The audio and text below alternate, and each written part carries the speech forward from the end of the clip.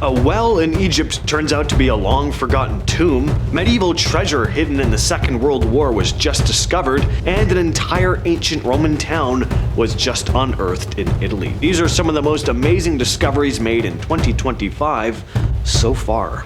While exploring the Saqqara archaeological site in Egypt this year, a team of Egyptian and Japanese archaeologists made an unexpected find. They were digging in an area they'd previously discovered ancient graves at, but this time they came across a well. What they thought was a well, anyway. Turns out it was the entrance to a forgotten tomb. The well was actually a vertical shaft leading down to a burial chamber, and as they kept digging, they uncovered 4 tombs, some made of mud bricks, others carved right into the rock. The tombs date back more than 4,600 years to ancient Egypt. The team also found 10 more burials from 3,200 years ago, showing that Saqqara was used as a cemetery for well over 1,000 years. They also worked on cleaning a Greco-Roman catacomb, where they found mummified remains, ancient artifacts like ceramics, bird cages, and drinking glasses. The team is planning to return for more digs to see what else might be hidden beneath the sands of Saqqara, but if you're a superstitious type, you might find this one kind of eerie because you know what happens when ancient Egyptian tombs are unearthed, you know? Just last month, news came out about a group of church officials and museum staff in Lithuania who discovered royal treasures that had been hidden for over 85 years. The story actually starts way back in World War II, when caretakers of Vilnius Cathedral decided to hide the cathedral's priceless treasures for safekeeping. Their hiding spot clearly worked, maybe a little too well, because the treasure sat hidden decades after the war. Well, last fall, a team decided to give it another shot. They'd tried everything before: metal detecting, radar, thermal imaging, but they were never able to find anything. This time though, they used a tiny camera on a thin wire and poked it into cracks in the basement of the cathedral. At first, nothing showed up. Then suddenly, something caught their eye on the screen. They carefully opened the cavity, and there it was, the long-lost treasure. All they needed to do is stick a camera on a little wire. All that other stuff was so high-tech. Then this worked. I love that.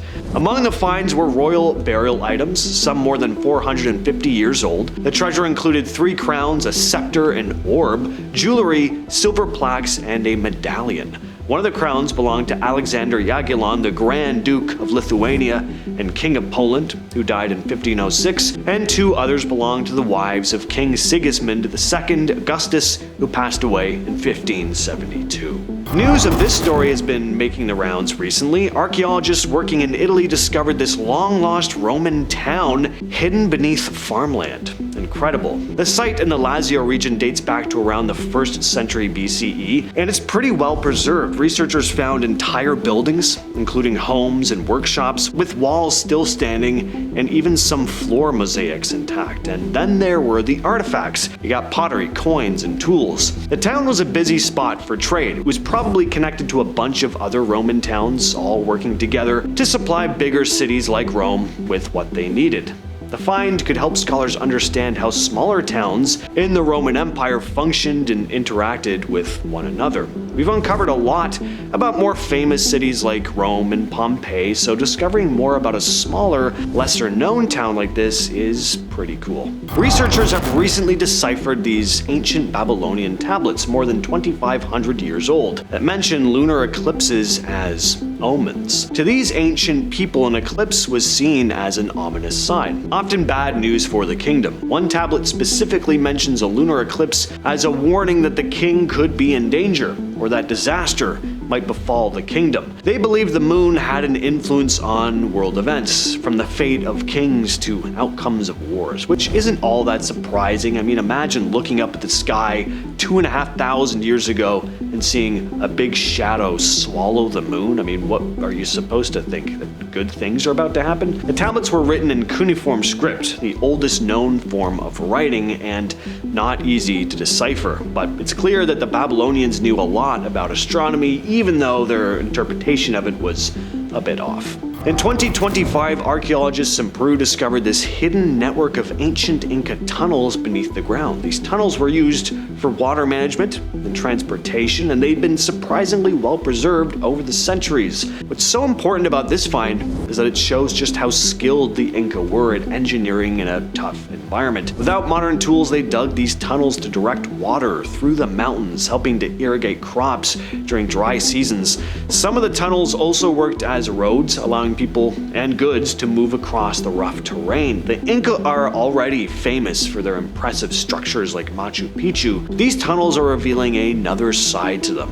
They were able to manage water and create infrastructure that kept their empire running smoothly, even in some of the most difficult conditions. In Germany, archaeologists digging in the Steinacker region discovered way more than they were expecting. Originally, they'd been setting out to find a rumored Roman estate, but instead, they discovered ruins of a Roman highway stretching over a quarter of a mile and a village with several buildings and artifacts. The road likely connected to two Roman forts about 6 miles apart. In terms of artifacts, they found fragments of wall paintings, found coins, a stone statue. The statue, identified as Mercury, the god of traders and merchants. Archaeologists believe the statue came from a temple dedicated to Mercury, showing just how important he was to the Romans, especially those involved in trade, of course. The village would have been a rest stop, craft center, a small trading post that probably popped up around 100 CE and was abandoned by 300 CE.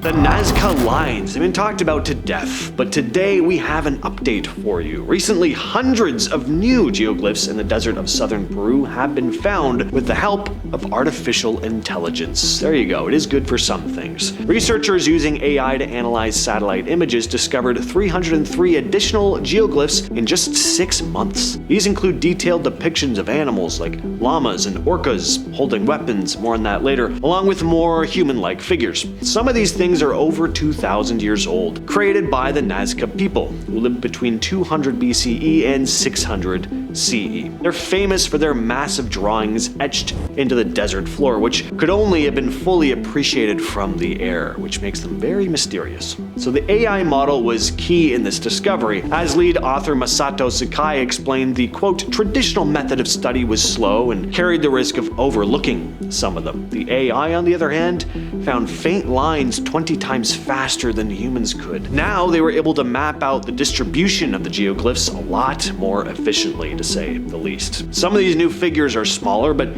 even older than the previously known ones. The images include orcas holding blades, a symbol linked to human sacrifice. As Sakai pointed out, on some pottery from the Nazca period, there are scenes depicting orcas with blades cutting off human heads.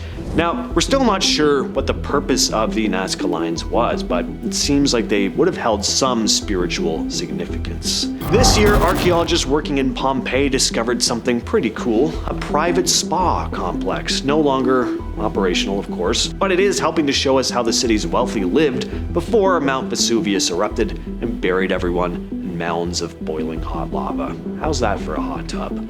The spa complex was found during excavations of a home in what was once a wealthy district of Pompeii. This would have been a place for the elite to unwind and socialize. The spa had different rooms, including a hot bath, a cold bath, and a steam room, all beautifully detailed. Plus, the site shows how advanced Roman engineering with its plumbing and heating systems was. For years, scholars weren't sure what animal represented Seth, the Egyptian god of disorder, sexuality, and death. When we picture animals in ancient Egypt, cats come to mind a lot, crocodiles, of course, eagles, snakes, beetles. These animals were often used to represent various gods and goddesses, but Seth's unusual form in ancient art was a strange creature with this long snout and pointy ears and a tail. People have never really been sure what animal Seth was supposed to be. Some thought he may not have been based on an animal at all, even. But recently, archaeologist Pierre de Mare thinks he may have figured this out. After studying early depictions of Seth from between 4000 and 3000 BCE, he believes the animal was actually an aardvark. Not an animal we usually associate with ancient Egypt, but the aardvark's long ears, the snout and tail, they do match some of the earliest images of Seth. And de Mare also pointed out that people in sub-Saharan Africa have long associated aardvarks with themes like male virility and death. the same traits the god of Seth were associated with. Now, aardvarks don't live in the Nile Valley today, but animals like giraffes and elephants used to, so it is possible that aardvarks could have as well. Just recently, a team of researchers discovered prehistoric cave paintings in Indonesia that are among the oldest known to date. The paintings depict animals and human figures, important evidence of early human art in Southeast Asia. The cave paintings, which are estimated to be over 45,000 years old, give us a glimpse into the lives of our prehistoric ancestors. The artwork includes animals like pigs and buffalo, and human figures performing what look like rituals and hunting scenes. It's pretty amazing, because it shows that early humans in Southeast Asia were creating sophisticated art long before the rise of major civilizations. With all that said, I've been your host James. I'll catch you, yes you specifically, in the next video.